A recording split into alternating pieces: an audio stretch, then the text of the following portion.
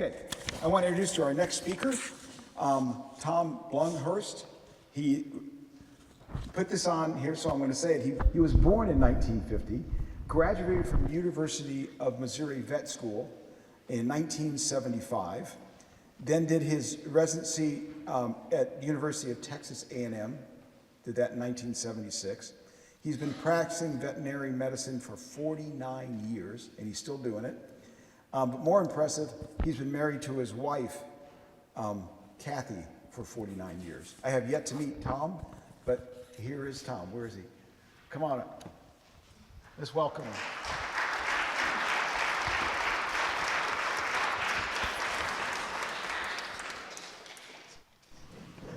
Thank you very much. This is new to me, to speak in a place like this, and so let me ask this question. How many of you know who Greg Thompson is? Greg, for those that don't, where's Greg at? Stand up, Greg. I know it's, okay. That's Greg Thompson.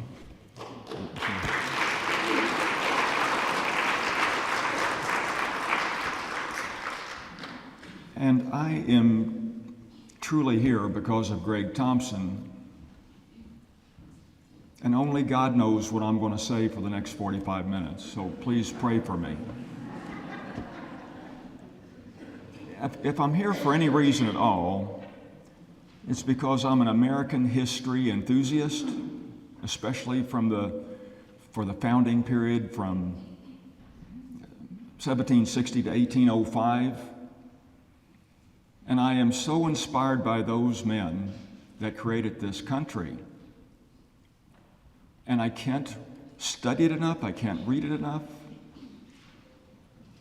And I'm way off script right now, but it was pastors that created America. Pastors in the pulpit, being right here, talking to their congregations, putting great effort into writing their sermons down, and talking about how the King of England was mistreating the colonists, that he was suppressing our freedoms, the freedoms that should naturally come from God.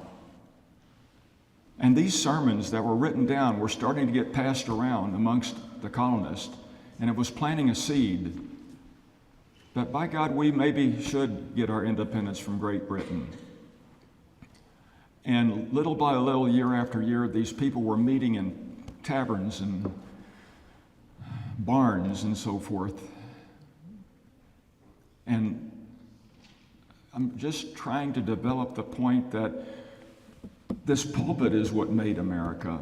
It was pastors in the pulpit that were every Sunday expressing to their congregation that our freedoms come from God and not any government. So that planted the seed. I'm here because of Greg Thompson, so let me talk about that a little bit.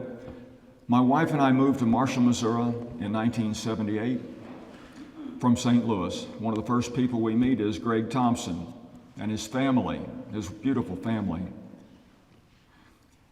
We became instant friends. We went to church together. We played softball together. We played volleyball together. We raised similar-aged children at the same time. We went to each other's children's ball games. Greg and I became more than just friends, we became like brothers. I'm proud as heck to say that.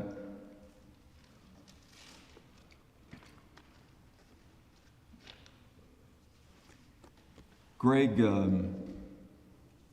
and I go to a prayer breakfast on a regular basis, on a monthly basis, and it's churches, people from every different types of churches, Protestants and Catholics, and small group, but they're all represented. Greg is fearless when it comes to defending his faith,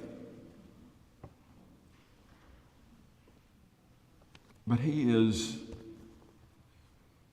at these prayer breakfasts, he never fails to mention that Mary is not a common woman, that Mary is unique and very special and needs to be adored. Just wanted to say that. Again, I'm off script, but this is all about Mary, and I see that in Greg every time I'm around him, how much he adores Mary, and he therefore inspires me. Greg, a few months ago, asked me to speak at this, and I think because he knows I'm such an American history enthusiast, that he thought that maybe I could be of some value to you all. And because Greg inspires me, I said yes. A few weeks ago, Greg had asked me to speak at our Marshall School District School Board meeting, public school board meeting, and he told me he was going to remind the board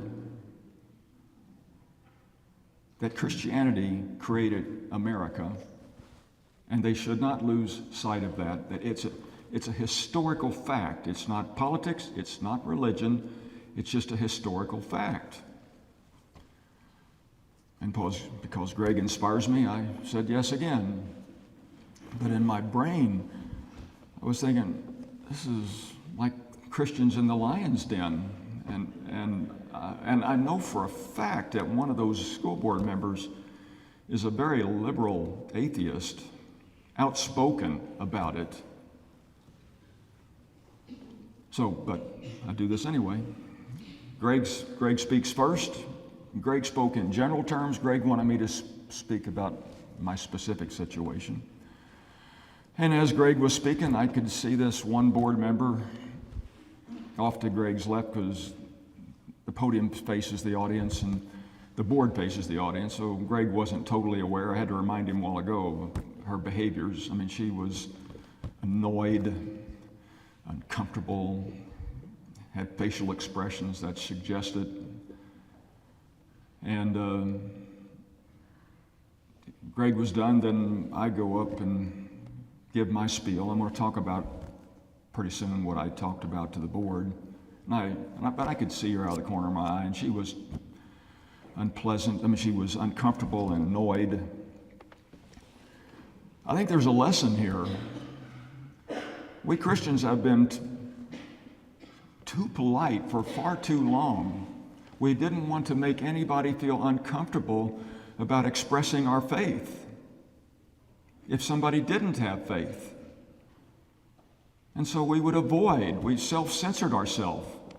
We would avoid speaking out loud about how much we love God, how much we love Jesus Christ, how much we adore Mary. And we got to stop that, because we're losing our country because we have far too long not had the courage or bravery to speak loudly and boldly about our Christian faith and the Christian heritage of our nation. So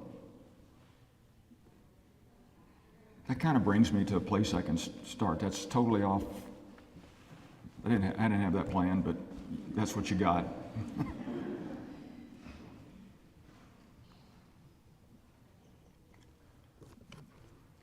My wife and I have been married 49 years. I'm very proud of that. We have 2 awesome sons. I feel so blessed and sometimes guilty how awesome our sons are. Got 4 awesome grandchildren. Our grandchildren, we love being grandparents. Kathy and I had grandparents that were grandparents and not token grandparents. So Kathy and I love being the grandparents like the grandparents we had. And we spend a lot of time with our grandkids. And I truly believe our grandkids love spending time with us. I do believe they candidly and honestly talk with us about things that maybe are awkward for them to even think about talking to us about sometimes. We feel blessed by that. Our oldest one is a granddaughter. Then we have 3 grandsons that followed her. Our oldest grandson grew up in Lee's Summit, Missouri, and went to Lee's Summit Public Schools, K through 12. He is now a freshman in college.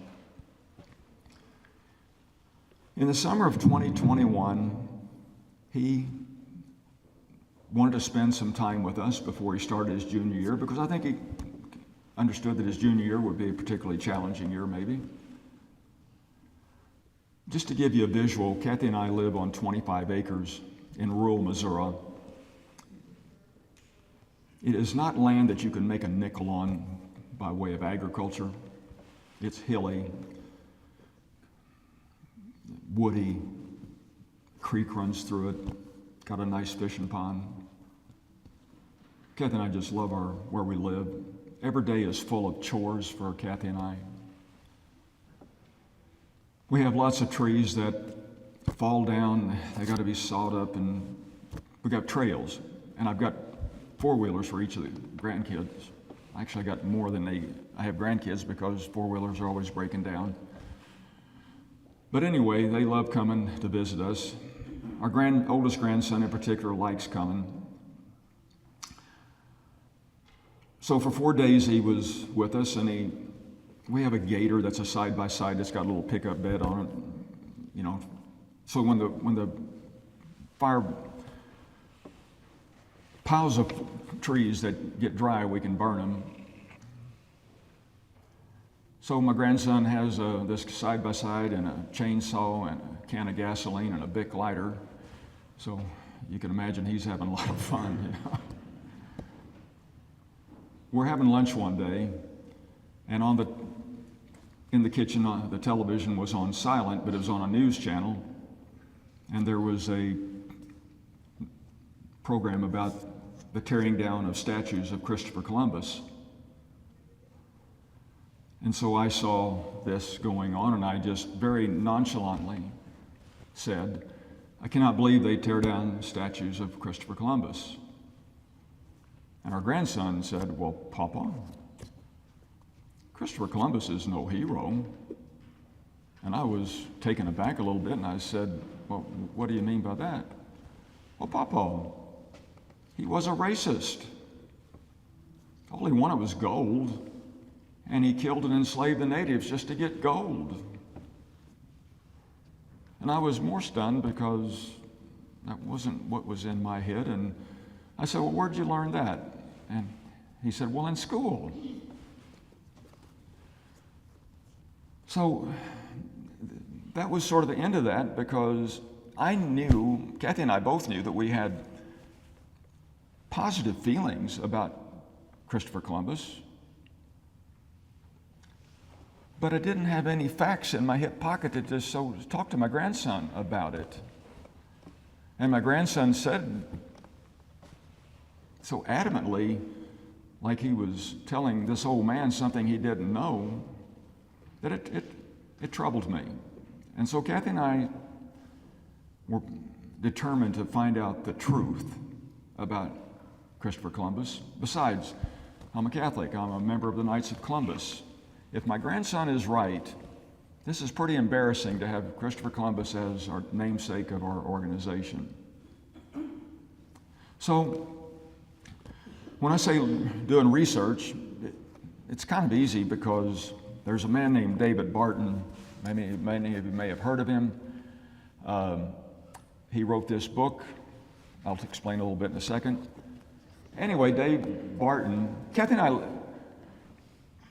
I still work. We work 70 hours a week, each of us. We have a business, and we love work. We got 2 cars, but we ride in the same vehicle every day. Everywhere we go, we go in one vehicle. Radio station is always on Bot Radio News Network, or Bot Radio Network. It's a Christian station. And Dave Barton is always on this station. And sure enough, one day, he's got a 30-minute segment on Christopher Columbus. And so he gave me kind of all the material I kind of needed. But then he says, "I've got this book called The American Story, and it goes from Christopher Columbus to the Civil War, that true and accurate history of America." We all in our gut know that Christianity created America, but if you want to be able to prove it to your kids and grandkids, get this book. People have been coming to America for decades and centuries. They may not all be Christian, but they come to America because of what Christianity created, and that's the truth. the big all caps truth. So I get the book, and so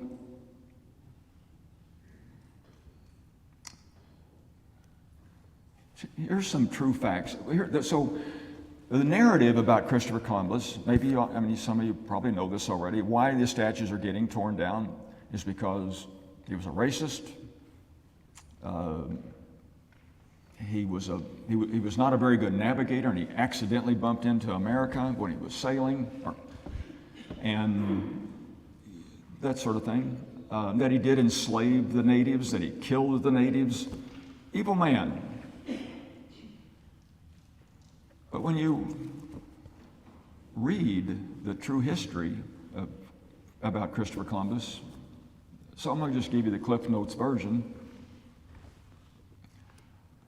Christopher Columbus was a very religious man, and he felt like his calling in life was to spread the word of God and the good news of Jesus Christ wherever he went. And you can find that in his own personal writings he wrote at the time he lived, and in the writings that people said about him at the time he lived. So it's primary source documents. The second thing that I can tell you is Christopher Columbus grew up at the time of the Muslim Crusades. Now that was a surprise to me. All my life I hear about the Christian Crusades, which are a bit of a black eye to Christianity. But the truth of the matter is the Muslims started it. They had about over 500 Muslim crusades that preceded any of the Christian crusades. There was only about 17 Christian crusades. The Muslims would go throughout the Mediterranean and take land from Christians and Jews, all throughout the Mediterranean. Now this will have some value in a couple minutes. The other truth about Christopher Columbus is he was a very good navigator, and he had this belief that the world was round, or gut instinct, let's say, that the world was a globe, when the prevailing theory at the time was that it was flat, the world was flat. And he wanted to pursue this theory by sailing westward. So he went to the king of Italy, and he's an Italian, Christopher Columbus is, and he turned him down. He said, "I think you'll fall off the edge."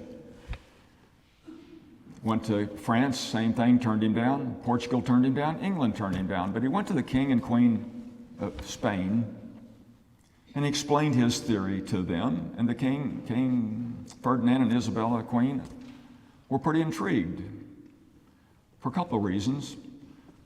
One of the big reasons was that the Muslims' crusade had such a negative impact on Spain the most, because there was so much territory in Spain that was taken over by the Muslims.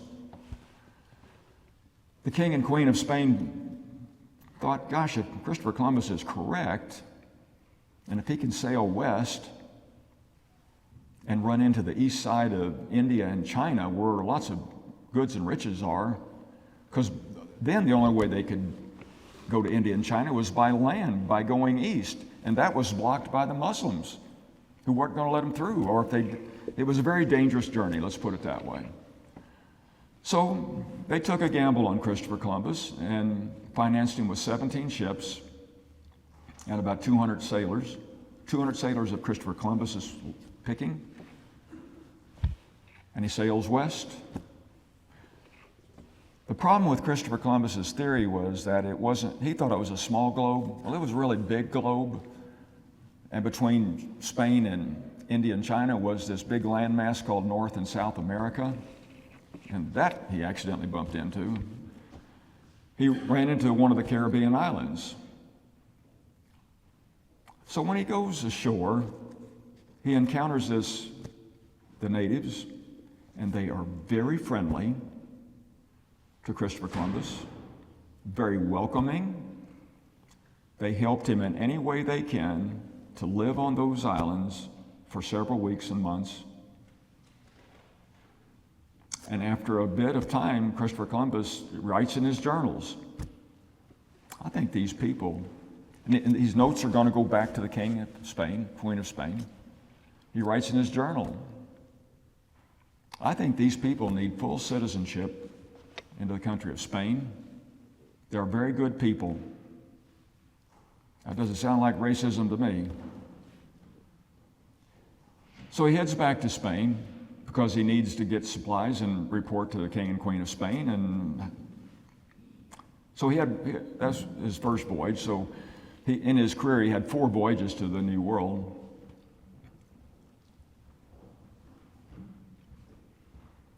The chief of the tribe is called Tainos, T-A-I-N-O-S.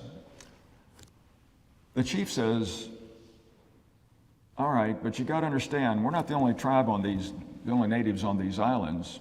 There's another tribe that are not like us. They are a very soulless, godless, barbaric people, and they kill and eat anybody that is not them. They are cannibals. Christopher Columbus said, this is 1492, that can't be happening. He takes off for Spain, and when he takes off with his 3 ships to go back to Spain, one of the ships runs aground, it is no longer functional. So he has to leave a third of his crew behind. And he says, don't you worry, I'll be back as soon as I can, bringing supplies. These people, these Tainos are great people, you'll be okay. He goes back to the King and Queen of Spain. They're happy with his report. They now finance him with 17 ships and about 1,500 people. He goes back, finds the island that he landed on the first time. When he gets there, all his men, which are his friends, have been killed, and there's definitely evidence of cannibalism. He finds the chief of the Tainos tribe and says, what happened while I was gone? He said, I tried to warn you. Our enemy, the Caribs, showed up, attacked your men, killed them, burned their fort down that you'd made. They cannibalized them.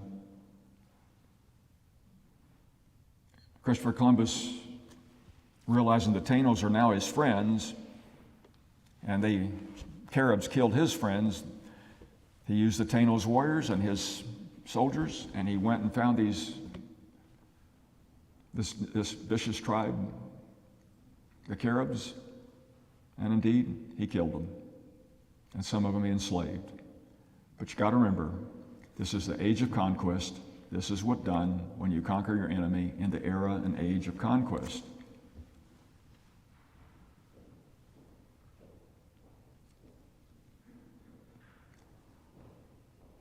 I think what I want to say now is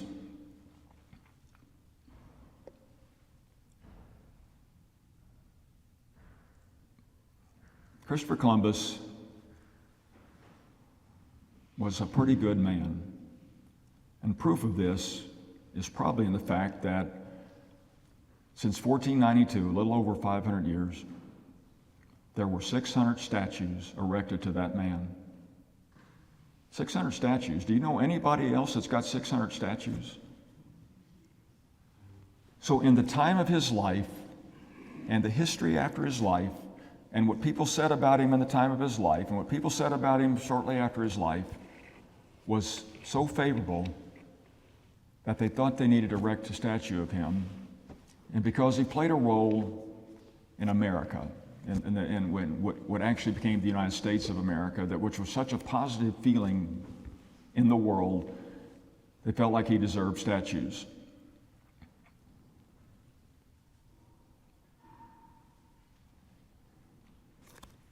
There were explorers that came after Christopher Columbus that were primarily Spaniards, that were not Christopher Columbus. They were not good people. They truly did. All they want was gold. And they didn't care if they killed or enslaved the natives to get it. Those are the people that deserve the bad reputation. Christopher Columbus does not deserve the bad reputation they're putting upon him now.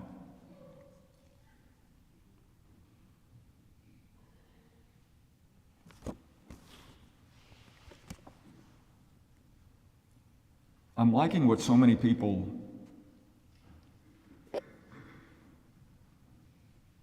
I get his name backwards all the time, Edward Allen or Allen Edwards. He just spoke before me. He was talking about American history. And when he goes into Washington, D.C., what he reads written on all the walls that come from the Bible. This is something very interesting that I've learned in my study of American history. Our founding fathers were very biblical people. They would just talk to each other by quoting Bible verses. And they never had to say to each other, this is from Matthew, this is from Genesis, because the listener would always know what Bible verse it was. So they just automatically talked to each other in Bible verse terminology. When they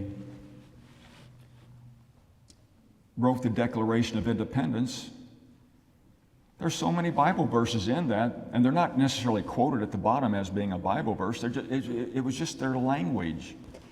When they wrote the Constitution in particular, there's so much biblical language in the United States Constitution.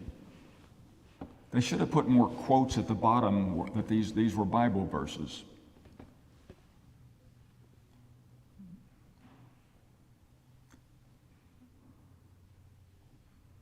The people that wrote the Declaration of Independence, because of the pastors in the pulpit that inspired them, they were prosperous people. They had been maybe 3 generations in the colonies by this time. So some of them were plantation owners and they were business owners. Some of them were lawyers. Lots of them were pastors. They were people that actually had comfortable lifestyles. A lot of most revolutions, matter of fact, every revolution before the United States, the American Revolution, was done by people that had nothing to lose. Our founding fathers that wrote the Declaration of Independence had everything to lose. If we won the Revolutionary War, they would have to live in a struggling new country. But they felt that freedom was way more important than being secure in your prosperity, in your current prosperity. We need to remember that. You know, we know the line, we hold these truths to be self-evident, blah, blah, blah. Most important line in the, you know it all, don't you? Well, everybody seems to know that one. But the most important line in that Declaration of Independence is at the end. When they signed the Declaration of Independence and they say, we pledge to each other our lives, our fortunes, and our sacred honor. People don't know that 90% of those men that signed that document had bad outcomes. Yes, Thomas Jefferson and John Adams went on to become presidents. Benjamin Franklin continued his legacy. But just about everybody else did not have a good outcome. 9 of them died in the war. Several of them lost sons in the war. Most of them lost their wealth, or what they had of it. Their lives was never the same. Those people, we owe them such a debt of gratitude. They truly gave lives, fortunes, and sacred honor when they didn't have to. Their life was good enough that they gave up a lot. Alexis de Tocqueville is a Frenchman that toured America in 1831. France had their revolution similar or about the same time that America had their revolution, yet America was flourishing and France was floundering. And France had corruption and violence. America was just the place everybody wanted to go. They wanted part of the American dream. And so he wants to find out why, and he tours America from 1831 to 1835. And he writes a book. And in his book, he said, of all the nations in the world, America is the exception and not the rule. He's the one that coined the term American exceptionalism. It was not our own arrogance that made that term available. It was this Frenchman that put it in his book. And he said, America is the exception, not the rule, because the most important political influence in America is its spirituality and its morality. It was because of its spirituality and its morality. John Adams, one of the writers of the Constitution, one of the writers of the Declaration of Independence, in his comment about the Constitution, he said, this Constitution will only work for a moral and religious people. It is not suited for any other kind of people. How amazing was it that he said those words prior to Alexis de Tocqueville saying them in 1835. That book by Alexis de Tocqueville used to be mandatory reading as a history book up until somewhere in the 1900s. What's interesting, we're seeing our children are getting indoctrinated in a very... I got off the subject of the statues. Let me get back to that. All these statues that are being torn down, the narrative is always because they were racist people. But it don't fit all the time, because they'll tear down statues of Abraham Lincoln, they'll tear down statues of Ulysses S. Grant, who didn't, they're the big names when it comes to getting rid of slavery in our country. There's statues of 3 black men in Minnesota that were unfairly lynched. And the statues were put up to remind ourselves of some of the bad things we have done. And they tear those statues down. They'll take a Southerner. They think everything Southern is Confederate, and they want to tear down everything that's Confederate. But that there's Southerners that went to the North and fought for the Union Army. When they go back home, for the Union Army to get rid of slavery. When they go back home, they make a statue of them.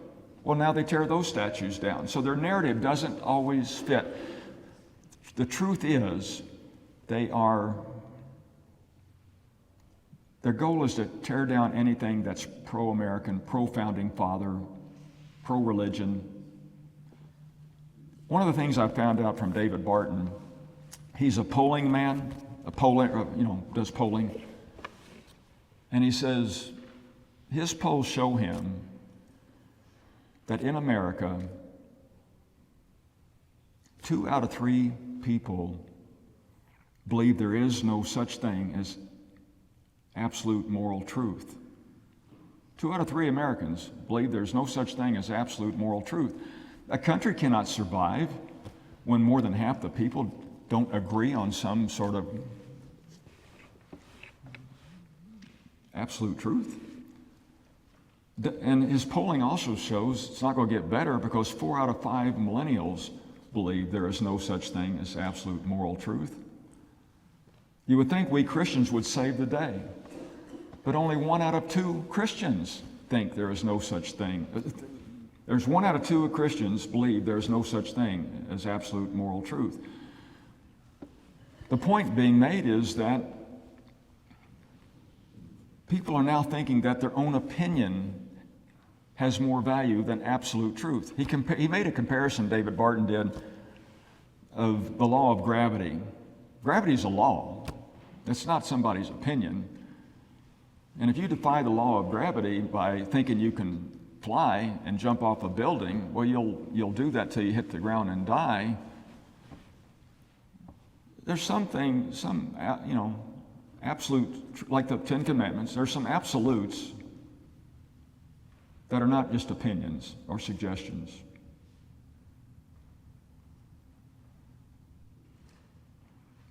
I was wishing my alarm would go off now.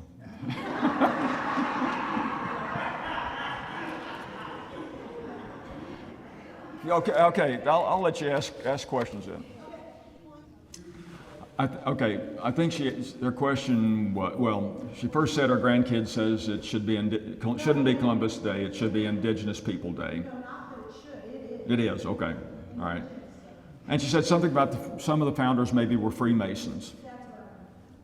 I think that's probably true. But I'm in no position to comment on that. I didn't know if you knew that. I love history. I think, I don't know that. no, but you're probably right. And I'm a American history enthusiast, but I'm not Dave Barton. Yes, back there in the back.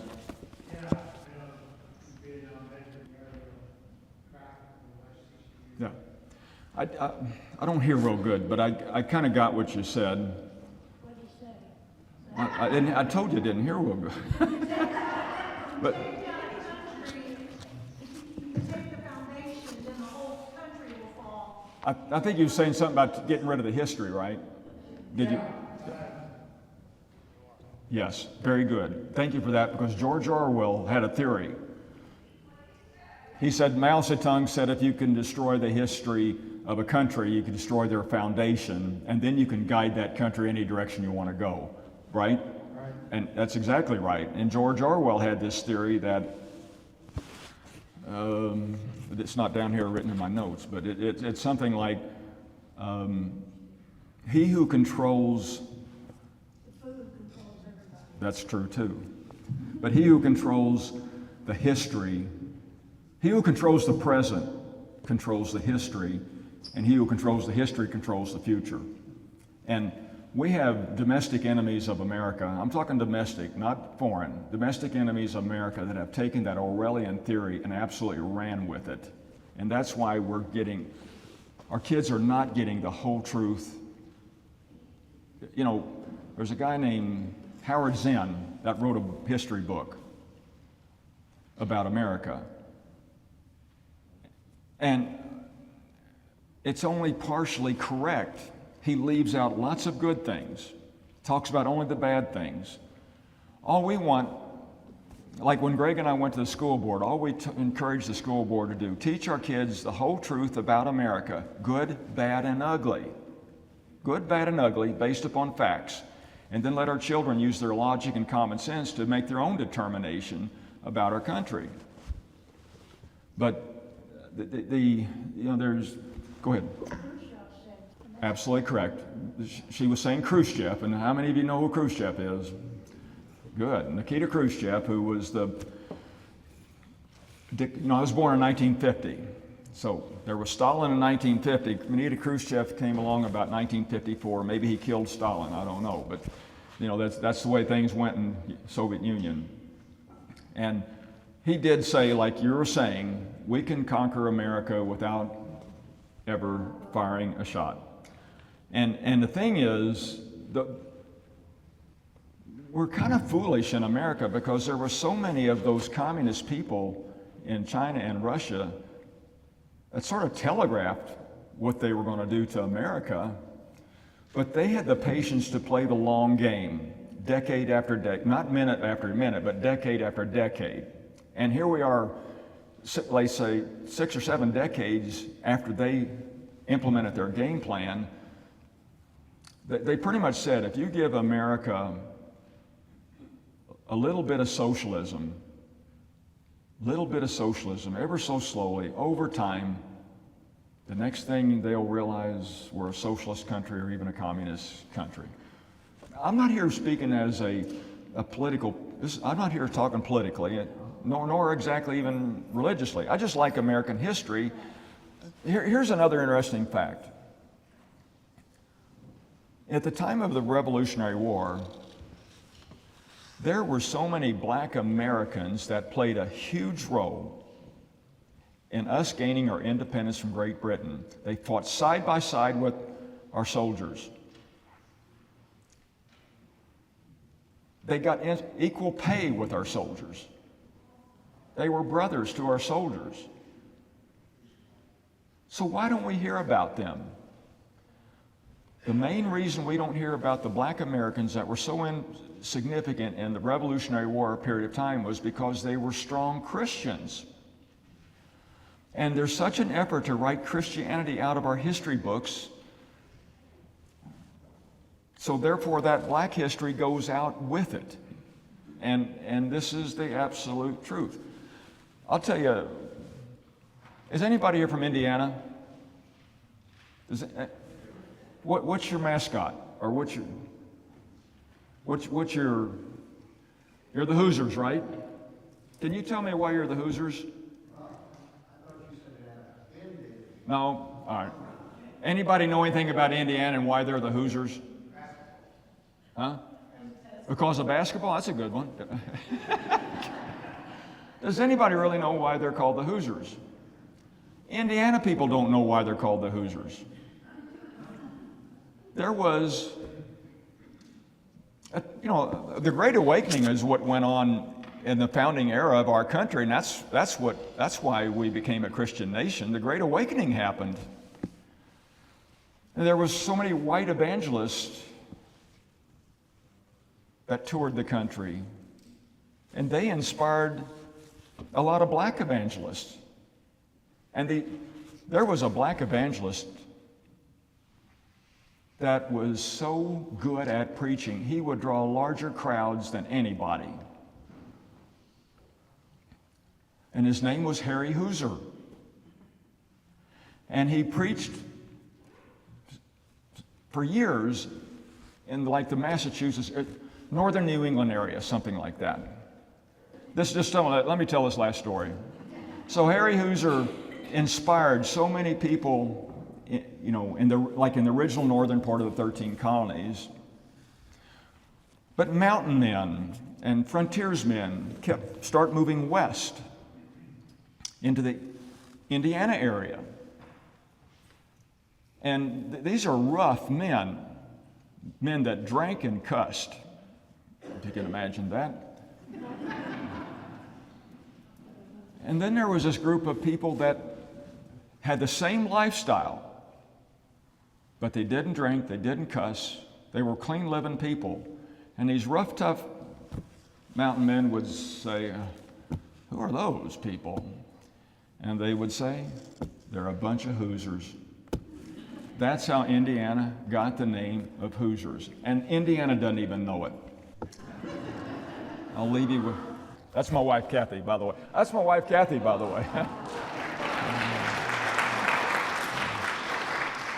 And my son, Wilby, came back in the far back. There we go. Kathy feeds me stuff to learn. I'm not very good at finding stuff. Kathy finds it, gives it to me, and then I pour myself into it. Years ago, she bought me this book by Norman Vincent Peale, The Power of Positive Thinking. Have any of you ever heard of that? Please raise your hand high. Okay. He wrote this book in what year? 1952.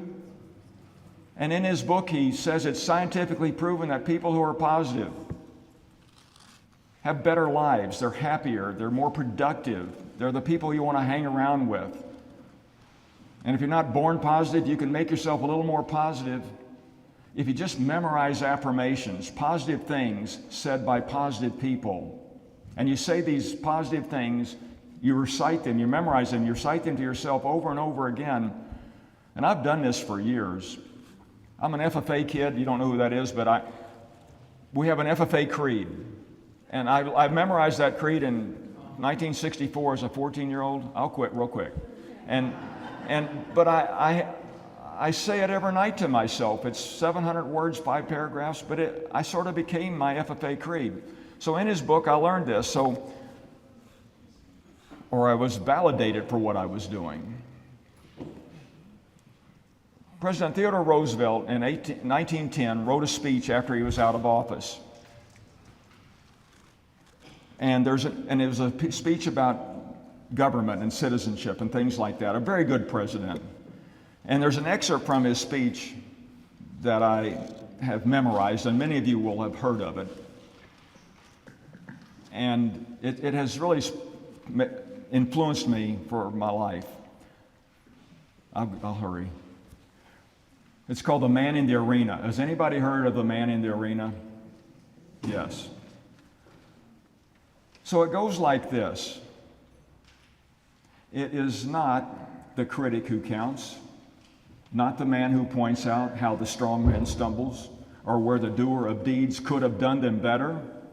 The credit belongs to the man who is actually in the arena, whose face is marred by dust and sweat and blood, who strives valiantly, who errs, who comes up short again and again, because there is no such thing as effort without errors and shortcomings, but who actually strives to do the deeds, who knows great enthusiasms, the great devotions, who spends his time in worthy causes, who at the end, at the best, knows the triumph of high achievement, or at the worst, if he fails, at least fails while daring greatly, so that his place will never be with those cold and timid souls that neither know victory nor defeat.